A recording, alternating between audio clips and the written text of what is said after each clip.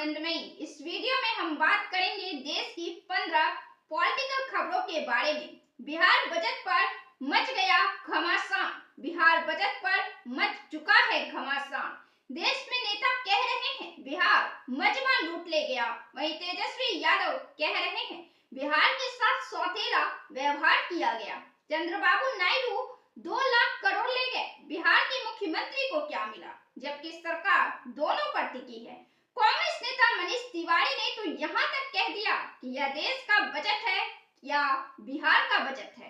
देश के विकास को ताक पर रख दिया। बजट में सिर्फ बिहार और बिहार ही दिखा। गवर्नर पर देना, मुंह पर मेरे ताला लगाना। महाराष्ट्र सरकार में मंत्री न बनाए जाने से नाराज एनसीपी नेता छगन भुजबल ने राज्यपाल बनाए जाने की चर्चा पर बड़ा बयान दे दिया है। उन्होंने कहा है कि मुझे किसी राज्य का राज्यपाल बनाना मेरे मुंह पर ताला लगाने जैसा होगा। मेरा काम समाज के गरीब और वंचित वर्गों के अधिकार के लिए लड़ना है। क्या मैं गवर्नर बनने के बाद उस लड़ाई को जारी रख पाऊंगा? राहुल का अब तक सबसे बड़ा कटाक्ष, सरकार विचारों को लेकर दिवालिया है।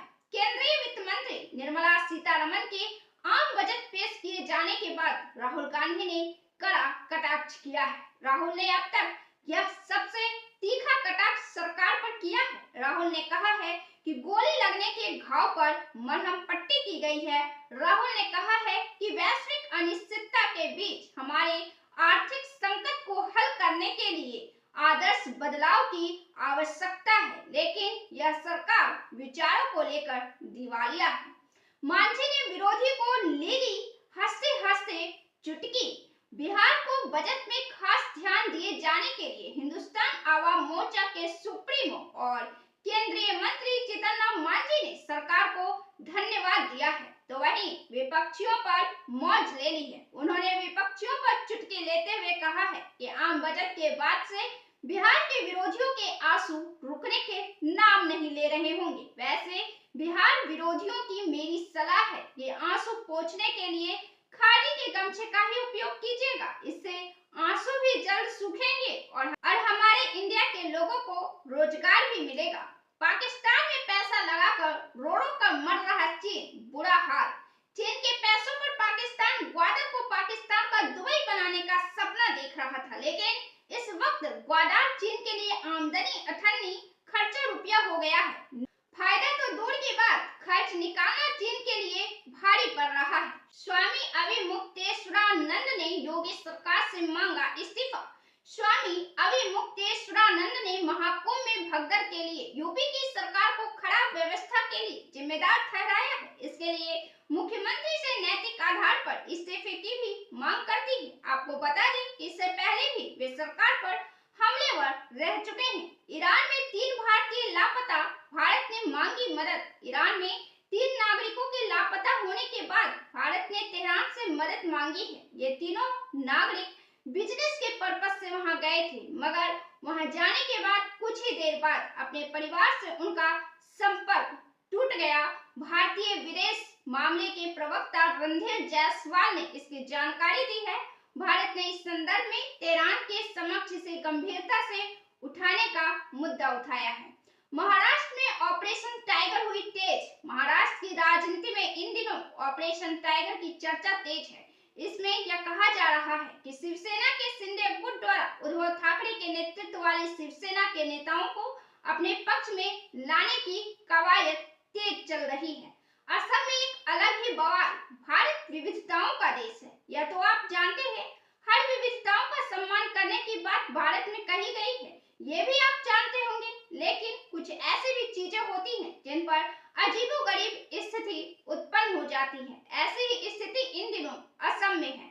असम में जोरहाट में 2 दिगंबर जैन मुनियों के नेतृत्व में जैन समुदाय के लोगों ने धार्मिक यात्रा निकाली थी। शहर के मुख्य सड़क से निकली इस यात्रा में समुदाय के लोगों ने भाग लिया था, लेकिन दिगंबर जैन परंपरा के अनुसार मुनियों को नग्न होने पर शहर के लोगों के एक समूह ने इस रैली की तीखी आलोचना की और विरोध प्रदर्शन भी किया, जिसके बाद सीएम हेमंत बिस्वा शर्मा ने कहा कि जैन समुदाय द्वारा निकाली गई किसी भी धार्मिक यात्रा में अगर बाधा डालने की कोशिश की गई तो उन असामाजिक तत्वों से सख्ती से निपटा जाएगा। नीतीश के बेटे पर आखिरकार तेजस्वी ने भी खोल ही दी जुबान।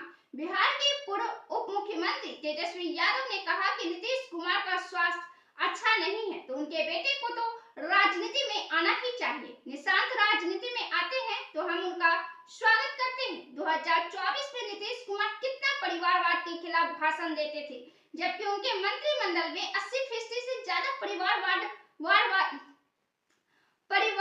वाले लोग हैं। निशांत कुमार राजनीति में आए और संघर्ष करे। जब मैं भी राजनीति में आया था तब मैं किसी भी पद पर नहीं था, हमने भी संघर्ष किया है। जब हम राजनीति में आए थे तो हमारी पार्टी विपरीत स्थिति में थी। राजनीति में आने से पहले संघर्ष किया और 2015 में चुनाव लड़े। तेजस्वी ने अंतिम में निशांत को सीधा आदमी बताया। सीता सोरेन की झामुमो में हो सकती है वापसी। भाजपा नेता और हेमंत सोरेन की भाभी फिर से झामुमो से वापसी कर सकती है। बताया जा रहा है कि वे पार्टी के प्रमुख अपने ससुर शिबू सोरेन से मिलकर घर वापसी का आग्रह कर चुकी है। वे झामुमो के स्थापना दिवस पर मंच पर हो सकती है।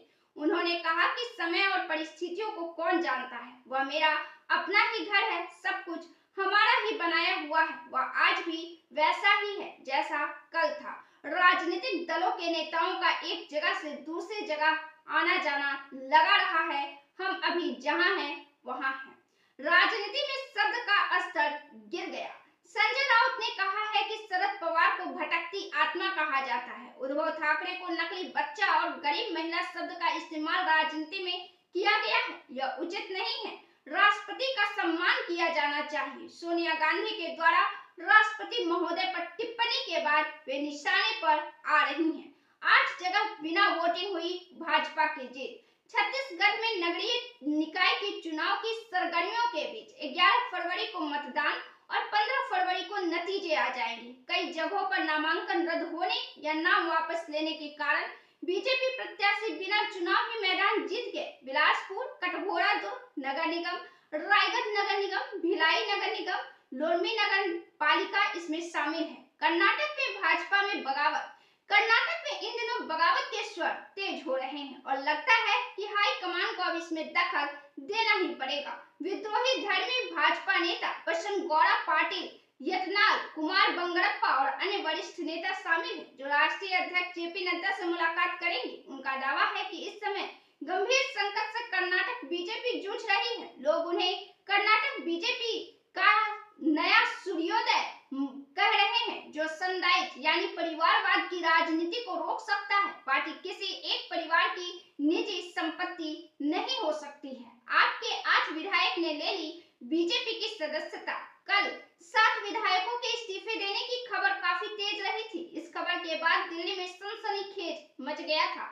अब 8 विधायकों ने भाजपा का दामन थाम लिया है। एक जबरदस्त बात यह है कि इन्होंने भ्रष्टाचार का आरोप लगाकर पार्टी छोड़ा, लेकिन एक सवाल यह भी है कि भ्रष्टाचार का आरोप चुनावी समय में क्यों लगाया गया। पार्टी तो पहले भी छोड़ी जा सकती थी जब आपके बड़े नेता जेल में जा रहे थे।